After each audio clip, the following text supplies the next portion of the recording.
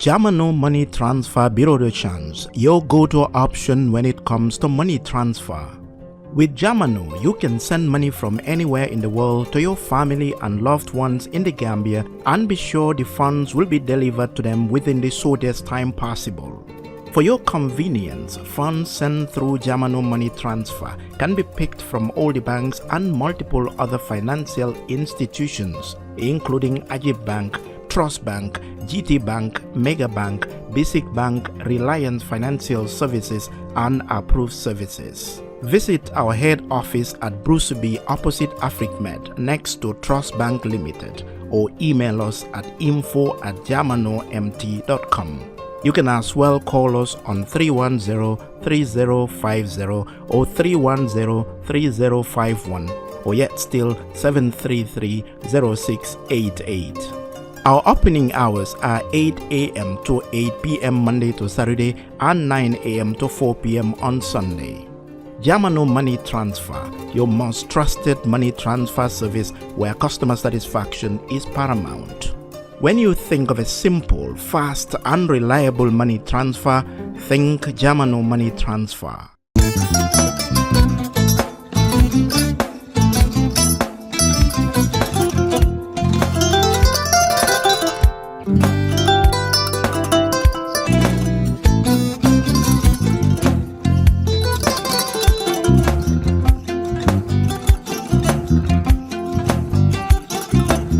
Agada ke mbijan aganya albaka mbaka important yo nga transfer la sto ya transfer la ha code nyinji okay important nsila id soto sa soto sorry agada mbijan bro albaka mbaka bara alla service o tariya mbale mo ki janna nun kunu bara tariya jannom yona forest de bureau gambia tonkon na no mbali ya bere birim koyna fo katon bari si kodo kino katon nim fo bolon blabe 56 branches mola soto gambia jam ha gambia kono ani gambia bantala bankol nko kodo kiya bere kodo sifa fo falindiro fo nyaadi lafta memmen na kodi to poto nin kodi maraw jannom number 1 di nyonta andum fana nata anoda enterprise sotale wolam nyindi ko domorol fana kol fana be firale le dadi mani domorol ni fana beteat gambia dawda yalo ngam fa kendol sotale je wo moyo diat apelenta barka ni ma lafta nyelan kendol e bina yalo bu kanyi la ko la barka ba yalo ndel ciosano lo barka.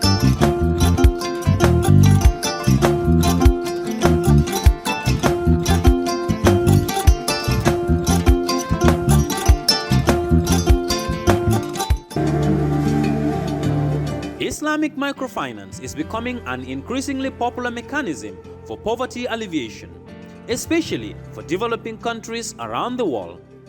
This microfinance service adheres to the principles of Islam as a form of social responsibility. Yona Islamic Microfinance is the Islamic microfinance of choice in the Gambia, trustworthy and reliable. At Yona Islamic Microfinance, we provide savings products, current accounts, financing products in conformity with Islam. In addition, Yona Islamic Microfinance also offers local and international remittances, takaful fund, management of zakat, management of awqaf, trading and investment, and building of strategic partnerships to bring financial services to the doorstep of the poor with donor projects, madrasas, youth organizations, women groups, and farmer organizations. Make a choice with Yona Islamic Microfinance today. For more information on Yona Islamic Microfinance, call 377-2151 or 9832-151 or visit Yona head office at Tipa Garage, Bakote, or visit any Yona branch located countrywide near you.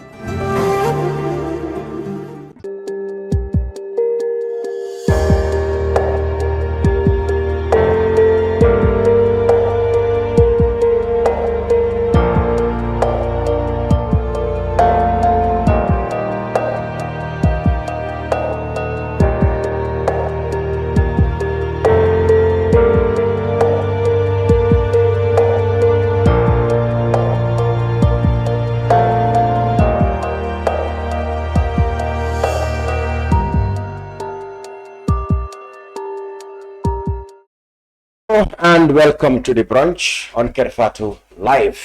Happy Ramadan to everyone watching us in this holy month of the Ramadan. Now, this week our focus is in the National Assembly. And Lent as well. Pardon? Lent. And Lent. Oh, okay. It's reminded me of Lent. Thank you for that. This week our focus will be in the National Assembly for obvious reasons. That is because there, in the last couple of days, legislators, that is our National Assembly members, had to deal with several bills. Among them is the election bill, more so because it contained several things that were pertinent to Gambians. Chief among them is, of course, the clause that deals with diaspora voting. To most people's dismay, diaspora voting was rejected by a number of National Assembly members, sparking a lot of anger, a lot of frustrations and disappointments from our comrades in Europe, America, and elsewhere. They felt that the law has backed them to have a right to vote, but the government, through its National Assembly members, have denied them. They swear, that is, of severe repercussions politically for the governing National People's Party. Well, they also have advanced their arguments as to why they think they should vote against it. I try to bring one or two of them to the studio today, but I can't get any of them. Meanwhile, the Honorable Omar Jatto Jammeh of Janjanbureh, he was elected independent along with Honorable Mahdi Cisse, elected on the UDP ticket in Serekunda West, will be with us in the studio to tell us what their perspectives is about. And so also will Yusef Tailor, the editor at Askanwi, who followed parliamentary matters religiously, will also give us his perspective on the matter. So, gentlemen, so far we're expecting Honorable Cisse to join us very soon, but we'll start. Yusef and Honorable Jammeh, welcome to the brunch. It's a pleasure to be here with you. Thank you, Mr. Chairman. All right, let's go straight to the point. This is the first legislative session for the current legislative year, that is. And you and your members dealt with a number of issues. Before we come to the point, what were the most important bills that came before you in this session? Thank you very much, Mr. Cham. Thank you for having Mr. Yusuf. And let me also seize this opportunity to send a big greetings to those that are really following this program, and Ramadan. Thank you. Lend to my Christian community as well. Thank you. Thank you very much, Mr. Cham, for that question. I think before us, some of the pressing bills that we have before us. One, the electoral bill. Aside that, we have the 2024 draft constitution as well before us. We also have the criminal offense bill before us, which is also very contentious and in approach. Also, we have the criminal procedure bill, among other bills, but then with the few that I have mentioned, I think they're very, very important bills as much as the governance system of this country is concerned. Good. Before we come to nitty-gritties now, Yusuf, you've been following this session, particularly what is your major takeaway for this session so far? Yes, definitely. I've been following this session. First of all, just want to say thank you to all our listeners, and wishing you all Ramadan Kareem, as well as a happy Lent to all the Christian brothers and sisters as well. It just goes to show, you know, how we should be as a country, as a tolerant country, a tolerant society with love for different religions and everything. So as well, I must wish our women happy International Women's Day.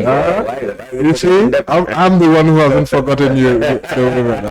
Yes. I covered a lot of international women. Yeah, so today is International Women's Day, so not to forget our women, of course. So to come to the, I think there is definitely the diaspora issue, the issue with the Elections Bill, let's say, call it what it is, and the removal of the rules or the clause that would have enabled diaspora registering has been the biggest highlight and overshadowed most things of Parliament. But we've also seen there are many other things that are happening, questions and answers, where ministers are making huge revelations. Even the issue of Jammeh, came up. The Minister of Justice had to respond with regards to, does the coalition have some agreement with the former president? And he said he can't remember. Yes, he said there's nothing like. He was not there at that moment anyway, so somebody probably would have to tell him, because I don't know. It's going to couldn't he have had? Because the APRC people have made a mountain out of it. Yes, so existed an agreement. So let's see what is actually true, because that's very interesting. So many things are happening in Parliament. The independence, the friendship hostel, the minister. Exactly. Yes. Many revelations. Those questions and answers are actually big. It's a huge way. Parliamentarians are making huge headway when it comes to the questions and answers, in my view. Because in the past, of course, you are not going to ask some questions. Yeah, why I like parliamentary. Why I like covering, and I like my reporters to cover. I think you are right. This week alone, we took nearly 5-6 stories from there.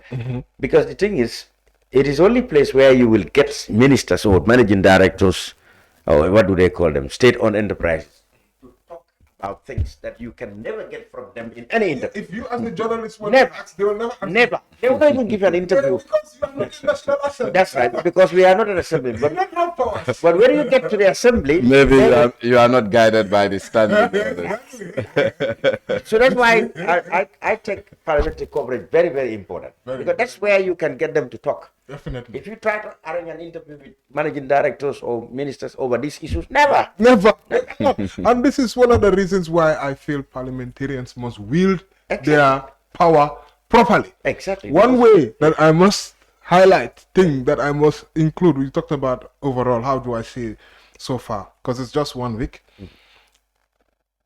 On the first day, the Minister of Finance was supposed to come and deliver the implementation of the budget, to report how is the budget being used, how are the funds being spent. This has been removed. On the first day, the minister did not come and do that. He came and he talked about other things, responding to reports, which are very good, important. Don't get me wrong, those reports are important. But it's also very important for him to update Parliament, because there is something called budget oversight. Some people might be wondering, what is this guy talking about? After Parliament passes the budget, the National Assembly have a responsibility to get reports from the Finance Minister, and it's in Standing Order 94. Standing Order 94 says that every session, it didn't even say ordinary session, every session, the Vice President or Finance Minister shall come and then, give a report about how the budget is being executed. And that's not been done. That's not been done. That never happened. Then on the second and the third ordinary session of 2024, that never happened. So my view is that the standing orders, the National Assembly themselves, they are violating their standing orders. They should have compelled the minister to do that. It's their job to compel the minister, because you know what happens. That's why if you look in our news cycle, Standard would hardly report about how the budget is being spent, because of when they come and they talk to National Assembly members, they're not just talking to National Assembly members, they're talking to the Gambians. Absolutely. The budget is about how they intend to use the government. Then that's where Standard newspaper, for example, Kerr Fatou newspaper, Askanwi media, we will be able to now carry. This is how the money is being spent. You cannot do your job. Parliamentarians are not being able to do their job just because the finance minister did not It's come not to say come. this And disrespect me. I don't blame the finance minister at all, because this is a matter of standing orders. So it's Omar and others who should. It's, yes, and specifically the ABC, specifically the speaker, The speaker. the Assembly Business Committee, who schedules what must come, what must not come. And they're not even explaining to Gambians what is the reason why this thing is not happening. Yeah. Very good point. Yes. All right, let's go into you all agreed that the election bill was the biggest main focus of it, especially the clause dealing with diaspora voting. We saw that most members of the NPP and their allies have been lampooned everywhere for being the people who voted against. Omar here with Mari, who might join us, voted in favor of having diaspora people vote. The argument is in the open. It is both in the electoral laws and in the constitution of the Gambia. And not long ago, a Supreme Court interpretation all agreed that people of Gambian, citizenry, no matter where they live, must have a right to vote. The argument we heard from the government as recent as few days ago in the National Assembly, Minister of Justice saying there has to be demarcations first, there has to be constituencies. He himself said many years back, he said he agreed that there has to be, government agreed that it's going to happen. The IEC, everybody agreed. Why do you think these MPs voted this way? Mr. Cham, to start with, I think I just have to apologize to Gambians who are in the diaspora and who are affected by the influence of some of the legislations that we made a few days ago, more especially with clause 14. So you are apologizing on behalf of exactly, and the reason being even though you voted for. Yes, exactly, okay. Because the National Assembly or representation is about team. Yeah. And sometimes, yes, I would always tell this to people that, yes, sometimes the National Assembly would reach at certain decisions that people like me are never happy about. But then we have little influence to really change those realities, considering that National Assembly procedures are about numbers. And looking at the two sides of the House, you realize that the majority caucus has the upper hand in terms of legislating certain laws. So for those reasons, this is why I am apologizing. However, moving forward, for me, at my personal point of view, my feelings or my conclusions are my colleagues have actually took the wrong path in terms of not allowing Gambians to exercise their franchise. For me, not allowing the diaspora community for not voting and also having the Minister of Justice misleading the National Assembly was just something that is unacceptable. And the reason being, if you look at the Electoral Act, Section 11 of the Electoral Act is very, very clear. And as such, I think that is enough justification for the Justice Minister to actually advise the upper hand of the House to support Clause 14. Aside that, if you reflect back on the Constitution, which is Section 26, political rights or rights to political affiliation, I think that is also enough to justify to allow Gambians to actually cast their vote, and also, citing at Section 33 of the Gambian of the 1997 Constitution. But overall, for me, with my personal analysis, I think the majority caucus really fail to understand what that clause actually entails in terms of, considering that clause. So that's where we got the whole problem. And having the Justice Minister with us, his primary role was to advise both the majority and the minority voters. But what he did was, for me, was a prepared plan. Because before the start of sessions, what the Justice Minister did was to actually gather the members of the majority caucus for a meeting, and also to give them a legal opinion He kind of advised them to dump. Exactly. And what I always say, politics. Yeah. what They I are the al- least expected of him. yeah, Mr. Cham, what I always say is when the Honorable Minister was advising the House in the open, because he did the previous advice, let's say in-house or in secret with the majority caucus. But again, when he was advising the whole House during the consideration, looking at his body language, because the first advice he gave was to actually manipulate the members of the National Assembly. When his colleagues sitting near him, if you look at the line, who also advised him and took reference of the Supreme Court's verdict.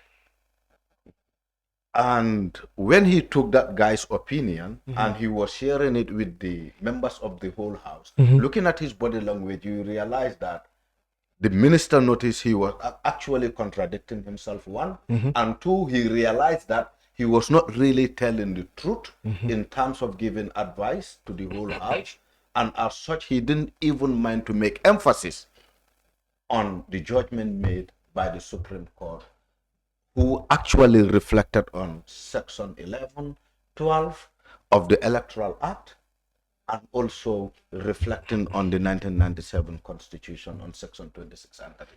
So basically, instead of him defending the very legislation that the government had brought, before you, he kind of played, well, already he had a secret meeting with the majority caucus, and obviously it's almost certain that the agenda is don't vote this out.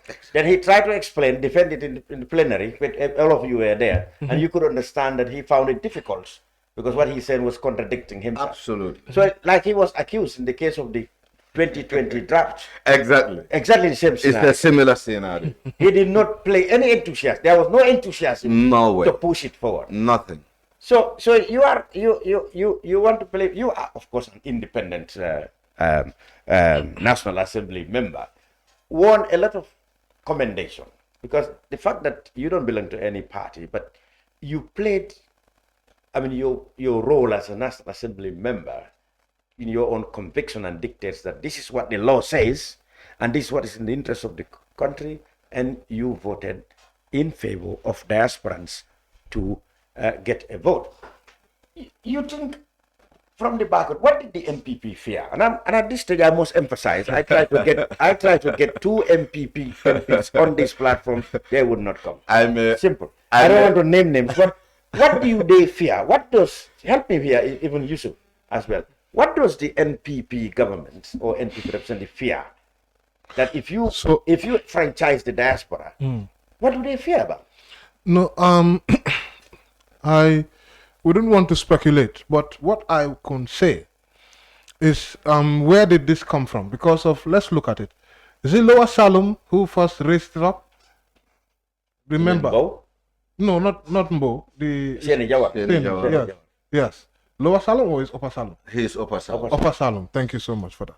So Upper Salom. Sene is Lower Salom. Sene is lower. Yeah. Aha, because lower is Lower Salom. Yes, Sene is Lower is upper. Aha, thank you. So Lower Salom lays it up, and Lower Salom, he raises up a lot of issues. He raised pertinent questions. He does raise up a lot of issues. Now, but the thing is, I feel that they have not spent enough time on this. And this bill, right? For me, those members, they dropped the ball. What happened was a blatant blunder, which for me shows that they were not even au fait with the Supreme Court's ruling, with the Constitution, with the elections bill. This is what their decision shows me. Because of why? I'm still looking at it. I'm still looking at this thing. And the more I look at it, the more I see things. You don't believe that it's a deliberate pattern by their because of the reason why I said, let me explain to you why I cannot understand. What is there to gain for them to deny the diaspora to vote? That's what I just cannot understand. Like, can somebody explain to me? What does the NPP gain from the perception they have? Most governments around Africa, fears their diaspora because the diaspora are more sophisticated, I mean, they have money, they have a lot of influence. Even the they are political orientation among the diaspora community. So they fear that the fear is that when you enfranchise them, they are likely, one, not to vote for the governing party. Two, they will influence people a lot not to do. Let me tell you. So there has to be a reason, and the reason is fear that these people are not going to support us. If that's what their only fear is, let me tell you that they don't have anything to worry, because of studies have shown. The truth is, the number of diaspora that will vote, even register and vote, will not shift in the elections. Let me tell you that. Yes. They say that there are about 200,000 diaspora Gambians. That's what I heard. 200,000 diaspora Gambians does not mean 200,000 adults. No. There will be people who are less. Yes. Of course, not below the age. And then I know I used to live abroad. Yeah. Some of us are living abroad without papers. They don't want to be known, so they are not going to come and register. Look, the number of diaspora that are going to be registered to even change the elections results, in my perspective, is overhyped. That's one. And then secondly, studies have shown in other countries when they extend the vote or the diaspora to vote, the diaspora normally votes in a way that will favor the government that has extended the franchise to them. This is what the studies that we've seen have shown. Just think about it, right? You never had the chance to vote. You today is the first time I allow you to vote. So you mean most of the time you vote for this? So you mean the conducts of these NPP MPs can be counterproductive? I believe it is counterproductive. They but have not looked depending on their understanding around the whole But then, Mr. They must have been told by the political leaders of the party that if we allow these people are not going to vote for us. Mr. Cham. That's what their behavior showed. They had an arrangement before coming to power. Yes, and I just wanted, just before he comes in, you see, we're talking about this election bill. Section 12, of that same election bill. This is what it said. And I will, as I said, I am still studying it. And most likely I will go back and now listen to what happened when that one was brought up. Section 12. You know, it came before Section 14. And just 2 clauses before Section 14. This is what it says. The Commission shall prepare, compile, and maintain in accordance with part. Doesn't give. That's IEC. Talking about IEC. A register of voters for each constituency and for foreign countries. Exactly. This, you see, this is telling you something, and that's in the same election bill. Now, what I am, me as journalist now, who is interested in Parliament, I'm going to go back and see, did the members observe this? That this already telling you the voter register. Even before you arrive at clause 14. Clause 12 is telling you what's supposed to happen. And it is telling you that the voter register for each constituency and for foreign countries. These are not my words. Go and see it. Absolutely. It's there. It's very clear. I know. So then, so by clause 12, the MP should have the understanding that, look, there's no two ways about it. Diaspora should It is clear that these people we have to vote for these people. This is exactly what the Supreme Court verdict interpreted in between Honorable Bibi Dabo and the IEC. Absolutely. And the reference they took was Section 11 and 12 of the Electoral Act, also citing the Constitution. However, for me, the whole thing, the way I see it is, members of the majority caucus has disregard for the National Assembly. And why do I say so is, when this bill was committed before the whole House, we did commit it to a committee. You get it right? And during the consideration, the committee chair came with a proposal in allowing the diaspora to vote, unless for that proposal to be denied by the majority of the House.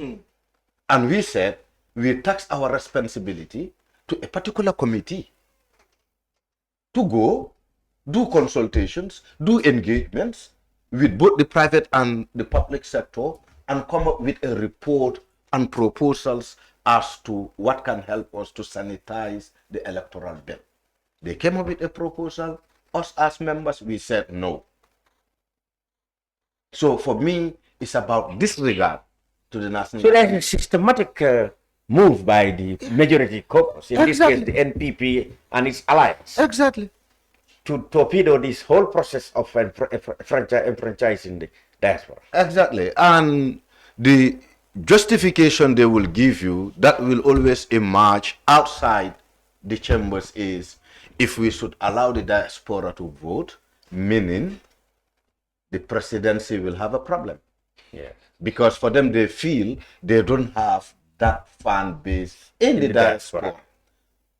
The other thing they feel, because even those were some of the allegations to say, if you live in the diaspora and you want to register, you can register as a Gambian, but also be affiliated to the existing constituencies. For example, you live in the UK, you come from Janjanbureh, you can register, but also register under Janjanbureh. Exactly. But for that, these are some of the things that are scaring them. And for me, my response to them always have been, let's look at good practices from other countries. Exactly. You know what I mean? In other countries, what you see, the diaspora is demarcated as a constituency of their own. That's the best thing. All right. That's what happened in Senegal, that exists in other places. And aside that, there should be a clear definition of what diaspora is. Exactly. For example, those that are living in Senegal and they are Gambians, and also want to exercise their franchise, what would be their fate? Okay. We are expecting Honorable Madi Sise also to come on after his other engagements. Okay. Now let's go on. We all suspected that, let's see what the diaspora's reaction has been actually. They feel disappointed. Dejected. Some call it betrayal.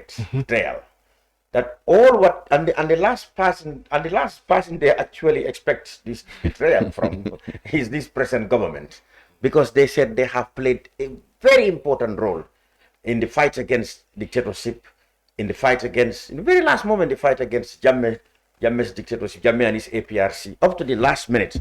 Now, the very people for whom they fought are the people now denying them the vote. Don't they have a point, Yusuf? Yeah, and I know how it feels a lot. I really know how it feels because I was in the diaspora.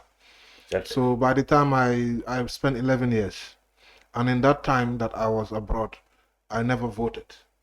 I never exercised my right, just simply because I was living abroad and I was a Gambian. Meanwhile, other Africans who their country they could vote abroad, they were extended the franchise. Exactly. They could go and they could exercise their right. So for years, it's as if Gambia, we live in another world. There's Earth 1 and Earth 2.0. It's like that's where we are living in Earth 2.0, where nobody is allowed to vote outside your country. I mean, it's so unfortunate. Look at how many people are voting in Gambia, inside Gambia. That alone should and what the conscience of. There's one point I also see. I see the NPP and some are arguing that there are Gambians living across the border in Senegal, Guinea, Mauritania, Guinea-Bissau. They must be allowed to vote. Is that not enfranchising the diaspora? Exactly. The only difference between these people can travel here and come and register and go. Exactly. You accepted that, probably allegedly facilitated that. Yes. But you don't want, and there are suspicions because those people can be foreigners. Exactly. There are ample evidence and ample accusations that most of them are foreigners. Exactly. But you help accept that.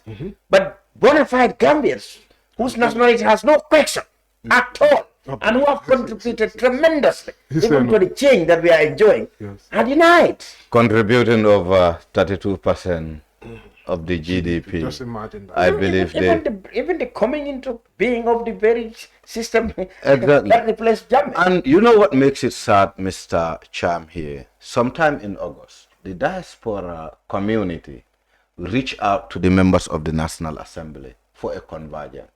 I must apologize that I didn't really attend the convergence because then I was 300 miles away from where the event was organized, that is in the Kombose, because then I was in Janjanbureh. However, most of the members who attended that convergence actually subscribed to supporting the electoral bill. and that was on records. Not even long ago, 2-3 months ago. Last week or so, if those the same people can change colors, I would want to believe that, yes, you know, it should be hard for one to believe a politician. Indeed. You know what I mean? Because sometimes words need to be respected. The moment you utter them, you must really ensure to live by those words. And here, it is the opposite. So, if I just to highlight to buttress, he's very right, because like I said, I'm actually a representative of the diaspora in this country because of I collaborate with the MSDG. So the MSDG have been working very closely with National Assembly. They are the ones who provided the videos, the live coverage of National Assembly. And that way Gambians across the globe and the media, we are using it. Following, yes. Even, most of the time people ask me, getting on your parliament, this is the reason why. Yeah, because so LSDD, they have been working very closely with Parliament, and they continue to do that. Last year, July, which honorable member is talking about, I was there when they had an engagement with the National Assembly members. And at that engagement, they said that, yes, they are going to, the minister was asked, yes, they are going to definitely make sure that the diaspora have the right question. That's what they would do. National Assembly members as well. January, yes. Normally the state of the nation, state of the nation. Convergence also took place. This was also discussed. That's where they talked about the 30-something, the figures that honorable member has rightly the 32%. quoted. Yes, over $700 million. $778 million. Can you imagine? So, but then at the end of the day, to go through all those things and then they want to take that out. But I think that they are going to have a problem. Let me tell you why. If you go onto the Elections Act, or the bill, sorry, it's a bill. There's a difference between a bill and an act. I always sometimes fall into that mistake. The elections bill, which is currently discussed. Currently, from what I have, foreign countries, is mentioned around 9 times. And let me tell you where they are mentioned, right? So that means that, that means that they are going to continue with the bill, and this thing will come up again. Because at every point there's foreign. There's foreign, yes. Because of the elections bill takes cognizance that there are Gambians living abroad who should be able to vote. Exactly. This is the reason why. So the first time, electoral division, even on electoral division, there's the foreign countries is there. It's talking about that may be created for the Gambian diaspora in foreign countries. And then where else? Appointment of election officers, there is something mentioned there. Register of voters, so of course that's the one which I talked about. Even 13. Yes. Qualification for registration as a voter.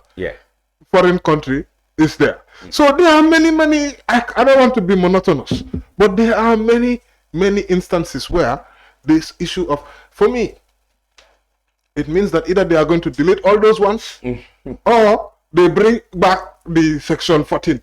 They bring it back in. For me, yes, maybe they don't need to put Let's go back to the Honorable Jammeh. Is there, in your procedures, a possibility for this thing to be reviewed and corrected, or it's done until? It's done Not done until. That is the good thing here, Mr. Cham. Oh, you mean they can come back to the good sense? Consideration is a process. We are yet to finalize with the bill. I think sometime maybe next Tuesday, the bill may reappear again for continuation of the consideration.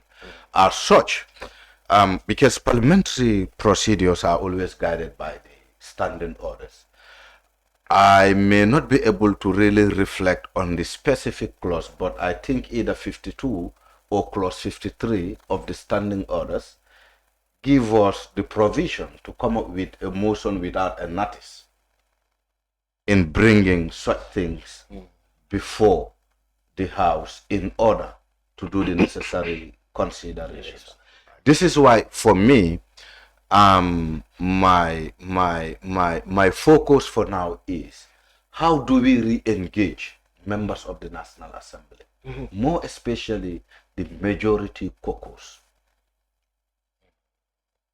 to build consensus on this specific clause and find a way to bring it back through reconsideration. And for me, I believe this is possible. Do you think, Yusuf, the pressure that is coming from the diaspora on the government and the MPs will make them change their mind to come back to their right senses and say, well, there's no two ways, we have to give franchise to them? Well, I've seen this reconsideration happen before. I mean, once is like what Honorable said is very in line and very correct. Once the whole consideration stage is not completed, definitely, and they have not moved yet onto even another stage, even if they finish the consideration stage, I think as long as they have not even moved yet to another stage, there is still the likelihood of a reconsideration. Now, and it happened once, I saw it at the anti-corruption bill. Yes, I believe it was, if I'm not mistaken. Yeah, there were one or two reconsideration in the anti-corruption bill. Yeah, so when that one was brought, which was used, I think, well, although there were a lot of contentious issues with that bill as well. But that shows you that it is possible. Now, the NPP are the ones who are in the driving seat, in my view. Yes. There is no point for the minority coming up with that because of we all know where they stand. Yeah. And if they don't have the majority support in doing it, then it's just not going to. It's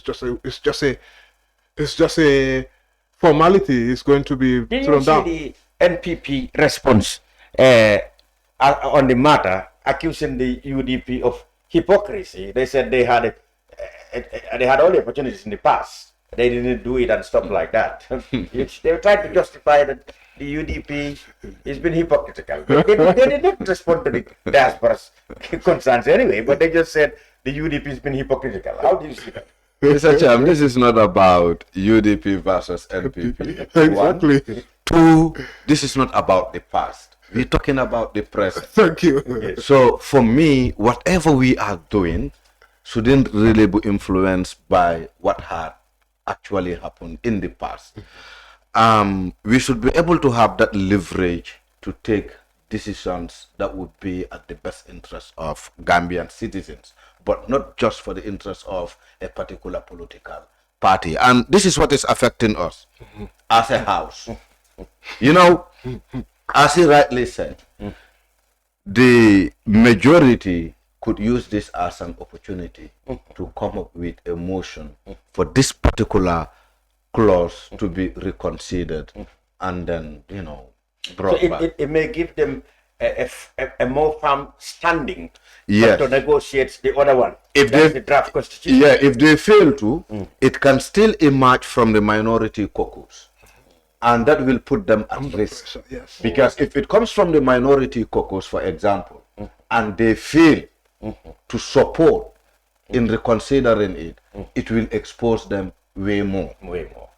Wow, that's interesting. But let's hope that since there is still, according to you, in the mechanism for them to reconsider, well, let's hope that they will come back to their senses, so to speak, or maybe the pressure will come to bear either on them or their political masters to say that, well, definitely our diaspora are very angry about this, and they call this a betrayal, and it can have political consequences anyway. And as Fred said, there's no need to fear, because you might not even know which party has the biggest support base in the diaspora. Exactly. You might be fearing something that actually It's going to benefit is you. going to benefit you. Yeah. So that they should look at all these things. But then let's look at the other controversial aspect, is the Alcalo attestations.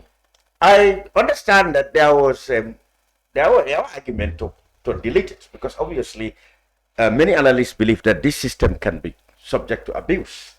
I mean, an Alcalo can come under the cohesion of political agents. It could be most probably suspiciously is the ruling party, because the Alcalos are on the ruling parties. They might be securing their jobs. The ruling party political agents can manipulate them, cohese them into signing attestations that are fraudulently piled together, supposedly representing, citizens who are not citizens. So they said the system can be abused. So they have an argument for you to remove that. But you did not remove it, you maintained it. Why?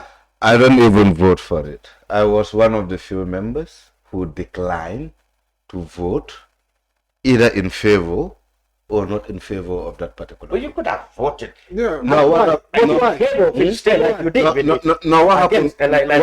What happened was they already outnumbered us. Okay. So it was a futile exercise. Yeah, it was just a matter of maybe, So what was your position? What did My you position was, one, from a rural community, two, from the minority.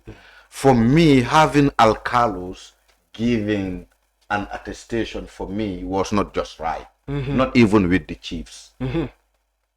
The alcalo, To be honest with you. in fact, to be clear, that the Shefolu was removed. Yes, the Yes. chief was removed. Yes, Yeah. and the reasons were, according to them, because for both I didn't even vote for them. I declined to vote. Was it removed or amended? No, Which it's one? removed. The Shefolu. Because of they were saying that they were the Sefolu where he is coming from. Yes, So they removed that one entirely. yeah, because they said Sefus have a bigger coverage. Yes, in yes. terms of district. Yes, but and with alcalos they said it's just a mere community. Yes. So the But they were also the saying, alcalo are more efficient in determining who might be Yeah, the but chief Lamin- than the Shefolu, because the chief can come from Sukota, for example. Yeah, but the issue here is it is very easy to have an influence over our alcalos, more especially the ruling party. Yeah.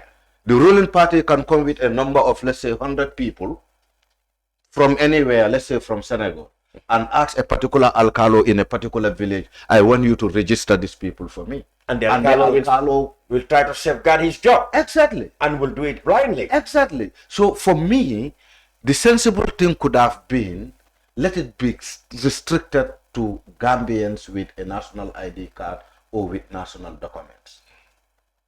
But And in that process, because if you want to obtain a national ID card, in case you don't have a birth certificate, you must go to the alcalo to obtain an alcalo's attestation in order to get a birth certificate. So for me, and also get an identity card or a passport. So for me, it should be tight. Yeah, that's why people said ID card should be tied to voters card. Yeah. Where, anybody with a voters card. But then the attestation thing, it came up before the 2021 elections. There was a state conduct consultation. I think there were consultations for this particular bill. Yes. But both sides of the political divide argued that attestation should stay. But Because they think that, they said, maybe 25 to 30% of Gambians or more don't have ID cards or passports. So if you remove the alcalo attestation, and a lot of people will be disenfranchised. I wouldn't mention political parties. Not even the ruling party, but I think even from the members of the opposition, Yes. they were all out there Yes, that's right. against the issue of an And removing- attestation. No, I think at that point For them, they were not in for comfortable for alcalos to be issuing attestations. So for me, this was an opportunity for we to address that long-term issue that continue to face us as a country. Again, the NPP and allies voted massively to maintain the attestation. Yeah, because they are paying alcalos $3,000 every month as a salary. So during voter registration, if they want alcalos to give an attestation to a particular person, the alcalos will definitely do. So you know what I found interesting? I was following that part of the thing, and the speaker did something very tricky there. Yeah, the speaker is He said that like some people don't respect. from our elders. Yes, and he said that we don't respect our elders. Wow. How do you see? I was so basically, he used typical Gambian way. tradition. Also, Our administration. To put his weight there. to suppress the parliamentarians To maintain them. because now if you vote against it like this, if this guy he abstained. If you vote against it, now they will be like these are the ones who don't respect elders in this country. And they are undermining the authority of the alcalos. So now when you go back to your constituency, you and the Alcalos there, you will be the one. Even though Alcalo is in Equatorial Guinea.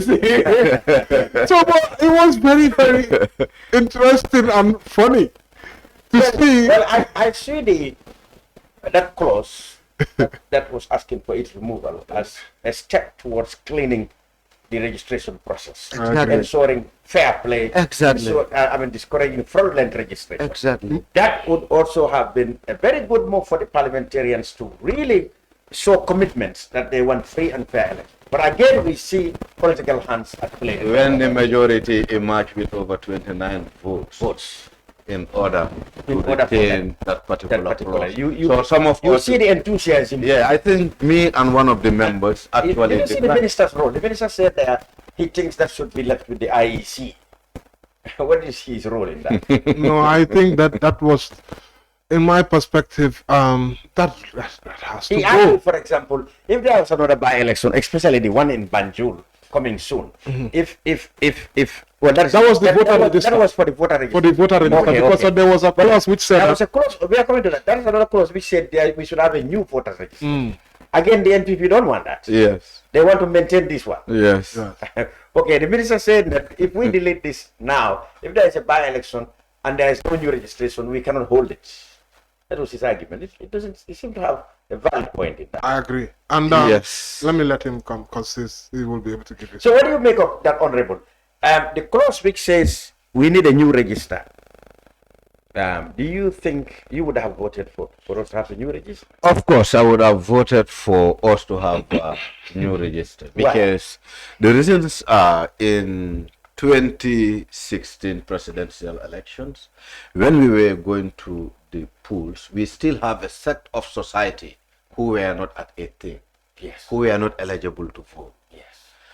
Two, there were a lot of allegations around voter fraud during 2026, let's say post-elections and all that. So in order to address all those challenging or political conflicts, I think this was a good opportunity for me to sanitize some of those things and so we bring in a new register that will leverage every other Gambian citizen to go out there and register with the IEC by following the procedures. Are we not going with the same troubles? Attestation is there, it's not removed. The same troubles will happen again. Yeah, let's not really draw conclusions as we speak. As I said, bills undergoes a process or a procedure.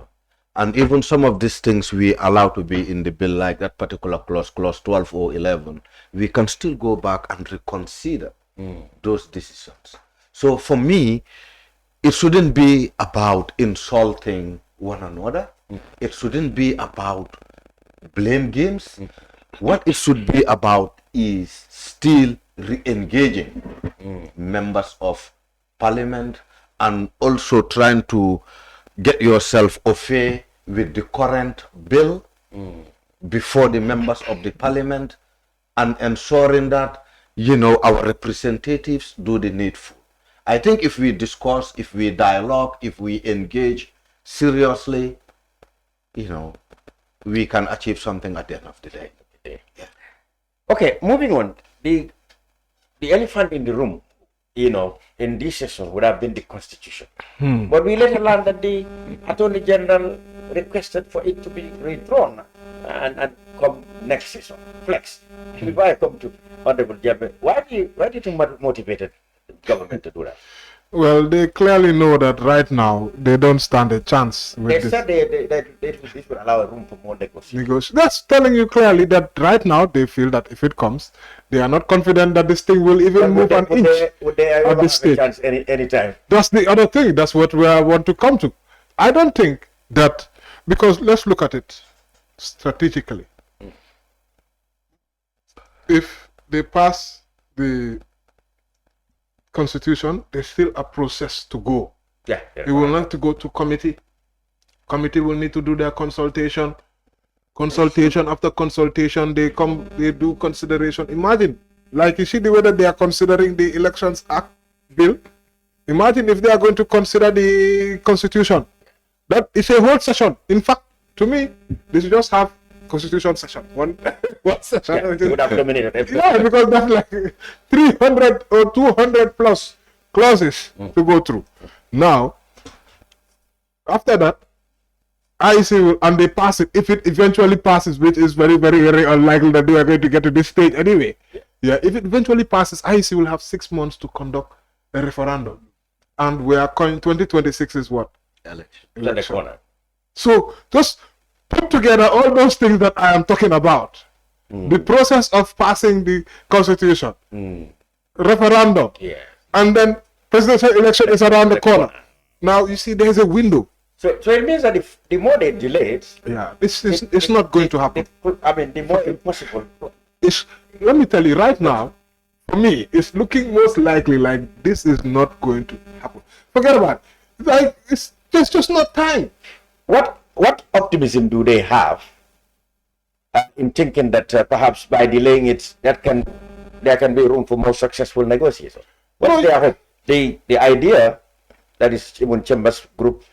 You think they have made any headway for anybody to think that they can achieve a breakthrough? No, I don't think it's going to be possible at this stage. For me, the main reason why is just because this is not the first time they are delaying it.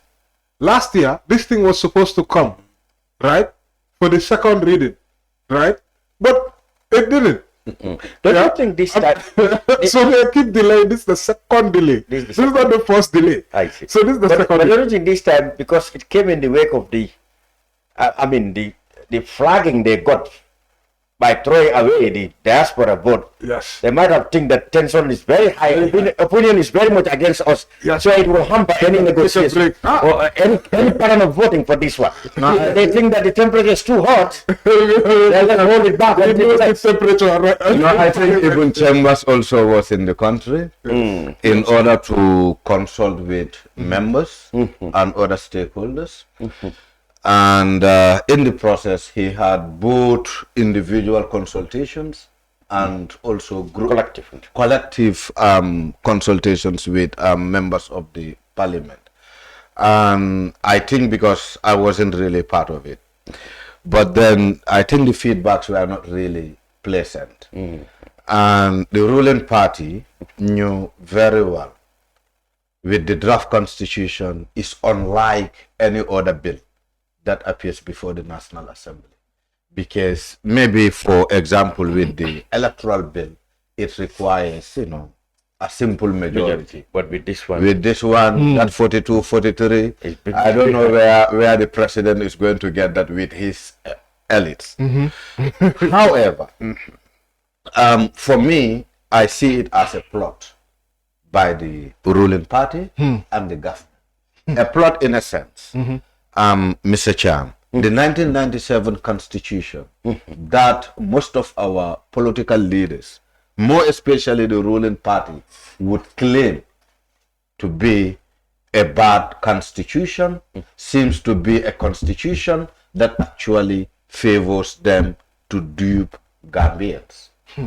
That is my personal understanding, because the 1997 constitution also contains what you call simple majority +1. Unlike the draft constitution, even with the 2024 constitution, I think deliberately they left that part there just in order to use it to convince or to say, to justify members to say, you see, we still bring back this.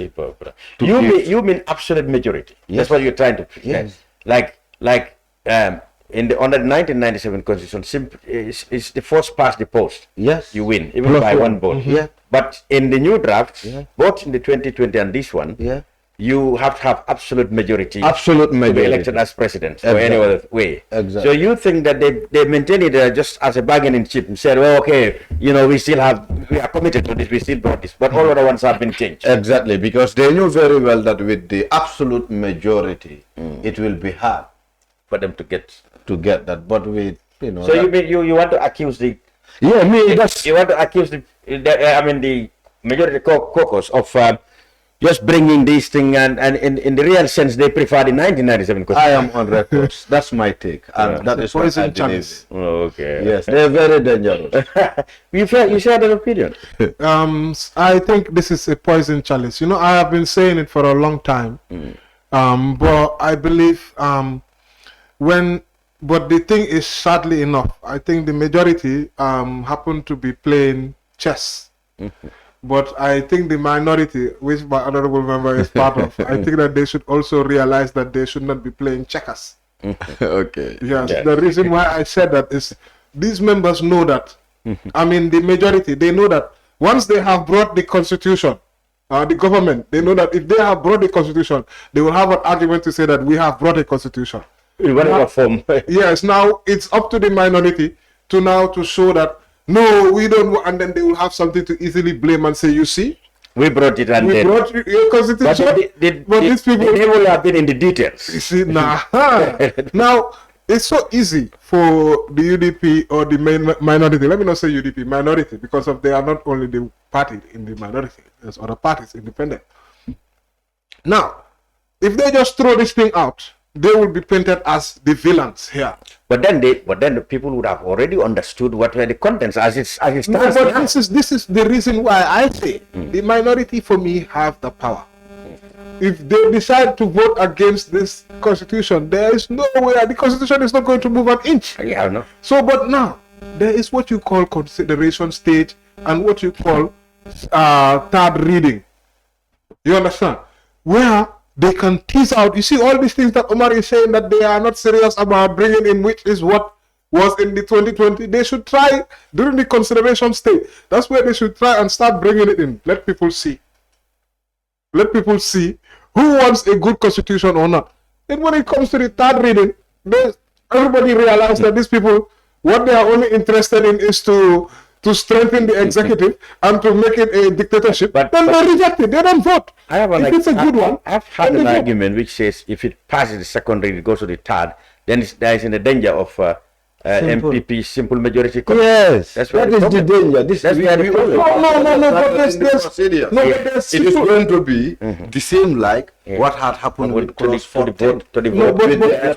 Yeah. No, but hold on. So you mean? Hold on. What he is saying is, of course, when it comes to the clauses, a simple majority. It's simple majority in Parliament. Yeah. But then, when it comes to pass the actual bill, if they need this, they need the majority, absolute majority. That's the what's it called? The 43. Yeah, the 43, the two-thirds. Yes, the two-thirds, 42 or 43. I haven't said the two. Yeah. So, but at that stage is where Parliament, that's where the minority come and say, look, you see, we try to bring this in. You people use your 50 because you have more than 50% to bring it in. Now, you need us for this bill to pass. Yeah. We are not going to pass this bill because you refuse to bring progressive clauses in. And then it will be a process. It will be a process where what the minority is actually doing is strategically ensuring that Gambians can see who wants a good constitution, who doesn't want a good constitution. And if it's not a good constitution, like me currently, 2024, I don't think we should pass it. Yeah, but don't you think governments are already well informed about the changes that the executive, have envisaged in this new one? Yeah, but you know, from the reactions you got from the politicians, from the public, it looks like governments have really taken their time to scrutinize this, and they have expressed I want my considerable disagreement with. I think Gambians are saying, but most of the Gambians, what they are saying is they are just echoing. So you mean people's opinions? It should be allowed to be. Yes, it's the political party leaders are the ones that are in power here, most of them. So, and then the members, and of course, the bill, it's not been progressive the way it came. Civil society, there's been a big backlash when it came. We all remember. So this is what people are following. How many of them tell you that they don't want the constitution because of X, Y, and Z? Many of them cannot tell you. The only ones they can tell you is the retroactivity finish. And even that one is that's the only issue. Look, what needs to happen is for us to go through the process. And because of, if we don't go through the process, and let's see those who are bringing it, then you will see that the majority will have an easy, right to say. But people are not done there. I'm not saying people don't know what is going on. Yes. Yeah, they know what is going on. I'm just trying to be clear on the procedures. What you are talking about for Parliament for there be an opportunity for the contents to be read and debated in the Parliament at whatever stage it is. The argument I had is that if you allow it to pass to that stage, it would have meant that its final determination would be by simple majority. Correct us on that. No, its final determination would be still two-thirds majority. Oh. So, but however, in the process of the consideration, it will be always a simple majority. Yes. That would be amending or considering clause by clause. I see. Until at the end, I can agree with him at some extent that we should allow the process to follow suit, because as a representative, your primary responsibility is legislation. You get it right. And as such, we have a bill before us that really requires for us to apply legislation on it. So for me, yes, at some extent, we can allow that process to follow until at the end, if we don't get what really represent the aspiration or desire of Gambians, we can throw it out. But also to save time, it's better we throw it in the dustbin and go back to the 1997 Constitution and sanitize it. I see. It's as simple as that.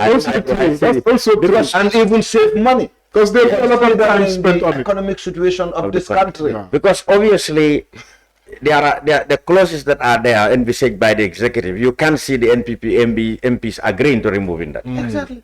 You cannot see it. Exactly. So the debate would just be a futile exercise. Exactly. There's a lot of So the best thing to do would have been we just go deal with the 1997 Constitution, do the required amendments, and move as a nation. Imagine, even if this thing passes at Parliament level, Absolutely. how much will it cost the Gambians to go to for a referendum? After spending over 160 million or 150 million. And we did a threshold of about 75%, isn't it? Yes. That is still an uphill task. So another uphill. task. So we need to be in a position as a country to think right, and do the right thing. So we really missed an opportunity to get this constitution 2020. That is the cost alone is a headache. I think they are going to end up withdraw. For me, the government, the way that I'm seeing this is going, They might withdraw it. they have no choice but to withdraw this bill. Thing. Except they are ready to just Do the compromise. this is not with this bill is going to be rejected. And What I mean is, if they come on the president or bring back, nobody trusts the bill. That's the problem. Mr. Cham, this bill could have been a committee bill.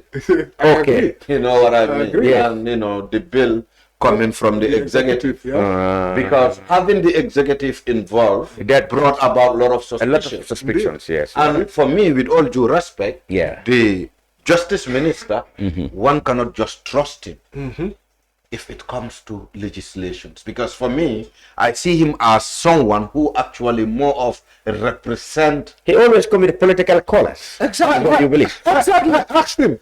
Exactly. Oh, Minister, will you defend the 2020 because the 2020 draft came? Yeah.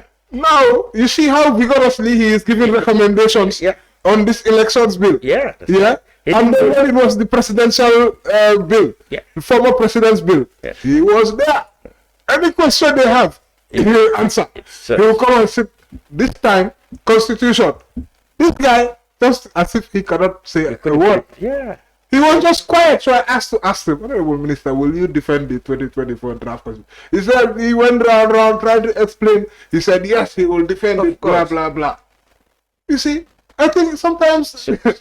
So if as Honorable Jammeh is that people don't trust him, MPs don't trust him when it comes to this because he comes with political colors, that is not doing any good for you. Exactly. For me, to have balanced advice, let's say from the executive, more especially from a legal point of view, there should be a balanced advice. You cannot need an attorney general that's not political. That's impossible now. Yes, but you cannot be advising the majority caucus, leaving the minority caucus. And that's what he does. On their own. That's what he does. The day this bill, last Tuesday, when the electoral bill came before us, can you imagine? Sessions were delayed for over 1 hour because the minister was having meeting with the majority caucus. Wow. And his job should have been everybody together. Absolutely. For me, at some point, in fact, I was very jealous. I went to our WhatsApp platform, that is the minority platform, complaining that, look, minority caucus, we're not doing coordination amongst ourselves. Look at what the majority caucus are doing. And it seems they having an edge over us. But again, overall you realize that was Dauda's responsibility. It's either to divide himself into two or identify a particular group who will also come kind of, share with us as a minority on point of laws. As much as we are there to make laws, we are not there to understand what the interpretations are. Or we are not there to make interpretations. That is his minister's responsibility and the judiciary. Okay, what do you think would have been the reasons for the APRC No to Alliance and the APRC Fabakary Tombong Jatta? They both voted together with the NPP. Almame tried to explain, Almame Giba of the APRC. What do you mean against the diaspora? Or? Yes, he tried to justify, he said there should be, he had his argument. Very well. Why would you think would be they surprised everybody because many people thought perhaps that the APRC No to Alliance don't see with the NPP in many matters, but this one, they voted along the NPP. What do you think the reasons are?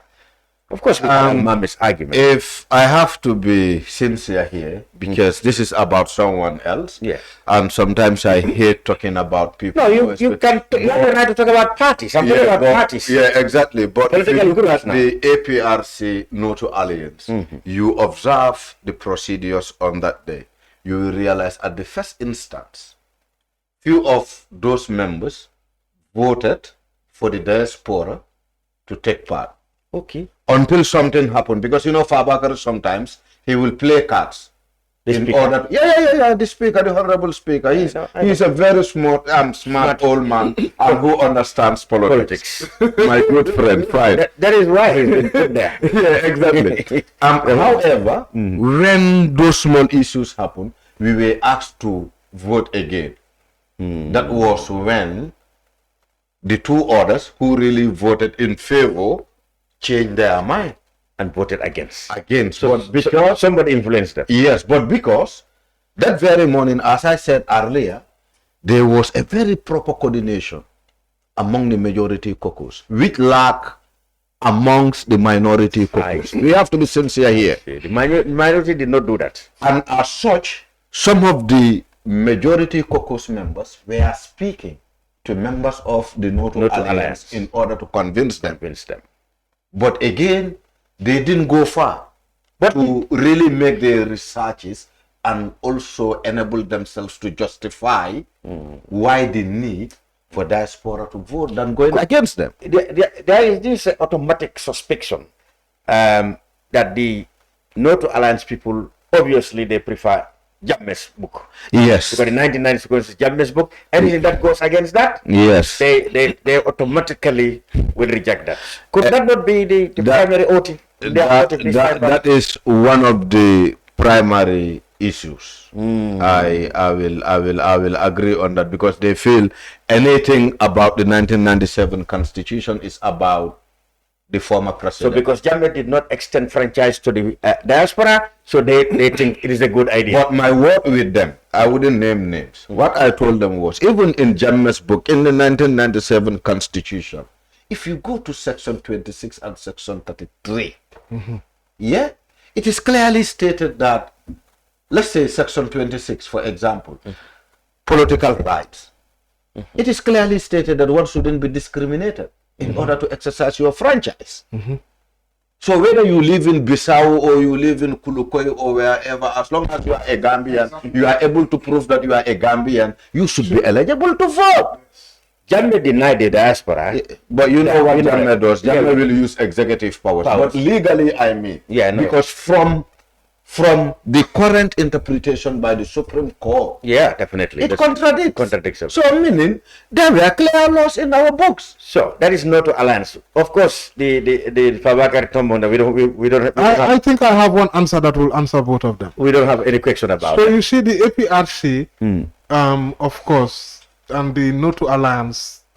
Some people will say they are different, some will say they are, but I think there are some decisions which they do which you see that they have an alignment. Yes. You remember that the APRC, the way that they saw the diaspora, So diaspora was probably enemy number one. enemy. So naturally, so it's not just because it is not surprised that they. So, but let me tell you, you will find that the younger mams, most likely they are more inclined for the diaspora to vote because vote. they are having a different level of thinking. No, but then when you look at those ones who have been very, very... It's not only about a different way of thinking. We have to be honest to ourselves. Some of us were part of the change that happened in 2016 Yes. as activists in our respective communities. Exactly.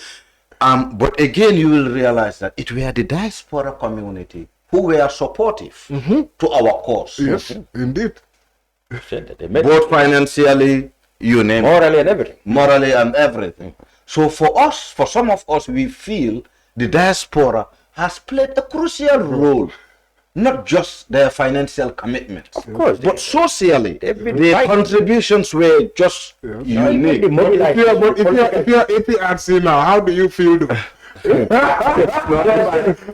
I was APRC, do you know how it is going to happen? That is okay. You know, we just have to be fair. We are all Gambians. Let's give each other an opportunity. Exactly. For me, that's my take. I'm So flattered. the APRC will not forgive the diaspora for helping in the ousting of Jammeh. So naturally they have a reason not to.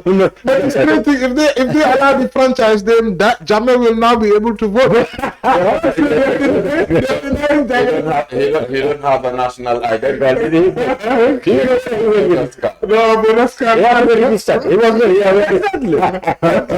interesting. So what about NRP? Of course, no question. NRP will always They are affiliated to They are the affiliated. ruling I think party. they are more affiliated with NPP than any other. Yes, they are affiliated to the ruling party. However, sometimes you will see them taking some. I know honorable people like Honorable Mbo and Senate. Honorable Mbo, Honorable Jawad, Honorable Yeah. Honorable Kamal. Sometimes, and Bandit, sometimes they. But sadly, at Not on some this point, one. Not for on this them, one. they're like, we cannot go against Yes, when it the comes ruling to some party. point, yeah. Because their patrons are deep-seated in the government. Yes. We have seen what happened with Ahmad's petition. Yes. It were some of the NRP members who actually delayed us to adopting that petition. The petition with against him unnecessary when he was Minister of tourism and culture. Okay. With unnecessary motion. But what about they? How did they behave in this? Well, you know, have one of the DOI members, that is Suwaibu, Was away. was in the country. Okay. And he was a co-chair to the committee during the consideration last week.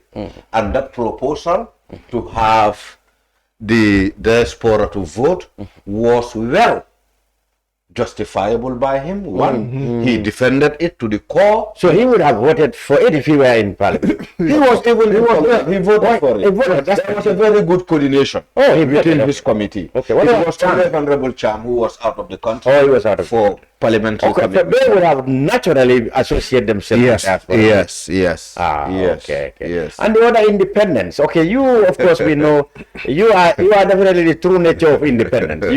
You really operate as your own man. Exactly. But most likely always aligned with The minority minority purpose. and progressive, what people believe are progressive thinking all the time. Exactly. What about the others? The other independents like The others, like my colleague Honorable Njai from Banjul, Tuman Jai. that is Abdullah Njai. He was there. That day. Tuma also formed that committee. Okay. And Yeah. he was very much in fact supporting him. Exactly, together with Abdullah Njai. Abdullah Njai. But the rest of the independent members, they stand that they already affiliated with themselves to NPP the ruling party. yeah. And even sometimes when I tease at them that, look, Enange support side, they will tell me you also support Dabo. So, you know, you can see. Don't you often get questions like, my friend, are you independent or you are UDP? I often get them, more especially from the members of NPP. But what I've always... Well, you seem to agree with UDP more than you agree with NPP. Yes, but I can give you a case study here. Yeah. When the Women Amendment Bill was before us. Is that the controversial FGM? FGM. I was with the NPP instead of the UDP. Ah, yeah. You from the start, my colors remain the same on the basis of my understanding of the and issue. also my electorate. Ah, okay. More especially with my electorate. But even on that issue, we saw back and forth because initially it looks like the NPP majority were against it. Yes. They were in fact criticizing some of us in the open. So Money talks. Money one, two. Is that not what the executive? Is that not what Imam Fatou said? No, it's the truth. Also, when the executive came, that is the justice minister, he gathered them. He normally gathered them like school children. You know, then he would use that opportunity to be lecturing them on points of law. When in the National Assembly itself, we have a legal department. Why are we utilizing this legal department? I see. Okay. When the government realized that, look, you know, banning this, removing the ban is not in our interest. And then, in fact, even with the members of the NPP, I'll always challenge them. Now, why are you not saying that I'm affiliated to the NPP? I see. And I'll always tell them, I'm here to support things that are progressive. I'm not here to make monthly contribution to any political party. Yeah. I'm not here to support a political father. I think Yusuf, the independent National Assembly members have really more leeway to think independently because they have no party obligation. Absolutely. This is why I appreciate having Honorable Bakari Baji. Yes. Of the North Alliance. By his party leader, meaning us as independent candidates will have. You have a number now. Exactly. And congrats, my brother. Who is the party leader? Jammeh, you mean the North Alliance? Jammeh said he will expel. Okay, yes. That's what Jammeh said. But don't you think he to have been, let's say, rebellious or let's say he's been over-ambitious? He dared to stand to run as president. The truth of the matter is, I didn't discuss this with him, but the truth is, Bakari is trying to clear a notion that without Jammeh, nothing can happen within the party.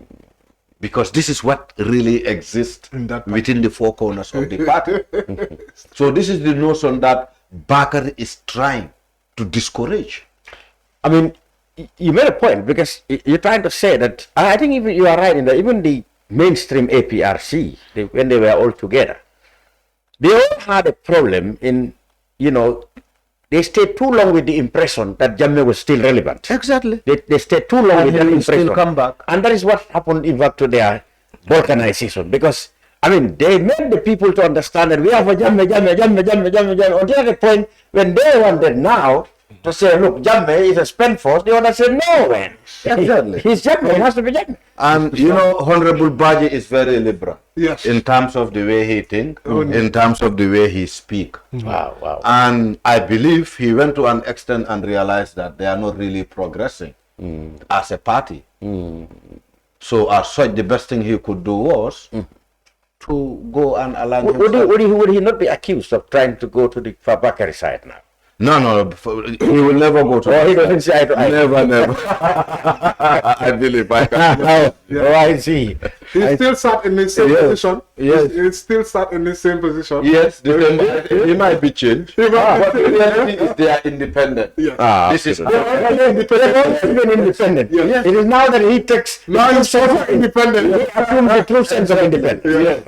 Interesting. Outside Parliament, they affiliate themselves to Alliance. But in reality, within the national they are independent structure, they are seen as independent representatives. Yes. Now for him, he's now assumed more independent. He is more independent. 2 days ago, this is what I said to him. Now he's more independent. Yes, we can build a stronger force from the back. It's a very progressive thinking. Well, I think that's my perspective. I'm surprised he doesn't feel intimidated. No. He seems to be very I think it's a breakthrough for the entire APRC to kind of release themselves from that captive. Whatever. Yes, that Jammeh. Yeah, exactly. Yes, Imagine no one was making comment when Honorable Baji pronounced his interest to run for presidency until when Yahya Jammeh released a voice. Yes, they all started talking because for me the reason why they were not talking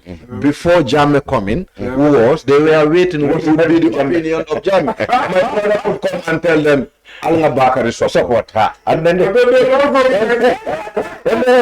exactly. Interesting. Well, gentlemen, we are fasting, and I'm so. Tailor was not long ago. He was having his head comes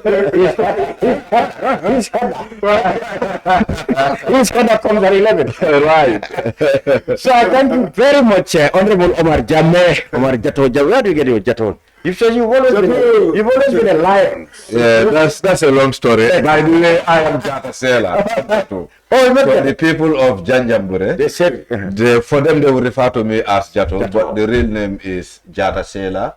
It was until when I started growing up I changed it to Omar because that's how I'm called in school. So Jata Sela, Jata Sela is the name of Tamba Jammeh from Badibu Ili.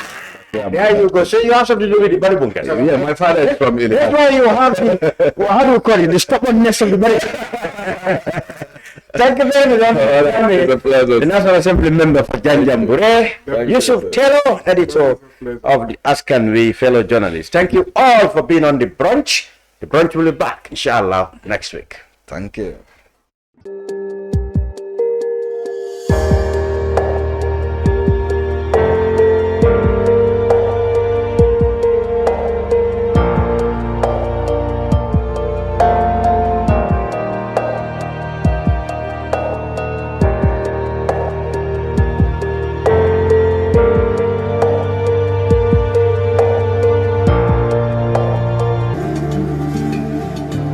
Islamic microfinance is becoming an increasingly popular mechanism for poverty alleviation, especially for developing countries around the world. This microfinance service adheres to the principles of Islam as a form of social responsibility. Yona Islamic Microfinance is the Islamic microfinance of choice in the Gambia, trustworthy and reliable. At Yona Islamic Microfinance, we provide savings products, current accounts, financing products in conformity with Islam. In addition, Yona Islamic Microfinance also offers local and international remittances, takaful fund, management of zakat, management of awqaf, trading and investment, and building of strategic partnerships to bring financial services to the doorstep of the poor with donor projects, madrasas, youth organizations, women groups, and farmer organizations. Make a choice with Yona Islamic Microfinance today. For more information on Yona Islamic Microfinance, call 377-2151 or 9832-151 or visit Yona head office at Tipa Garage, Bakote, or visit any Yona branch located countrywide near you. Jamano Money Transfer Bureau de Change, your go-to option when it comes to money transfer. With Jamano, you can send money from anywhere in the world to your family and loved ones in the Gambia and be sure the funds will be delivered to them within the shortest time possible. For your convenience, funds sent through Jamano Money Transfer can be picked from all the banks and multiple other financial institutions, including Ajib Bank, Trust Bank, GT Bank, Mega Bank, Basic Bank, Reliance Financial Services, and Approved Services. Visit our head office at Bruceby opposite AfricMed next to Trust Bank Limited or email us at info@jamanomt.com. You can as well call us on 310-3050 or 310-3051 or yet still 733-0688. Our opening hours are 8 a.m. to 8 p.m. Monday to Saturday and 9 a.m. to 4 p.m. on Sunday. Jamano Money Transfer, your most trusted money transfer service where customer satisfaction is paramount. When you think of a simple, fast, and reliable money transfer, think Jamano Money Transfer.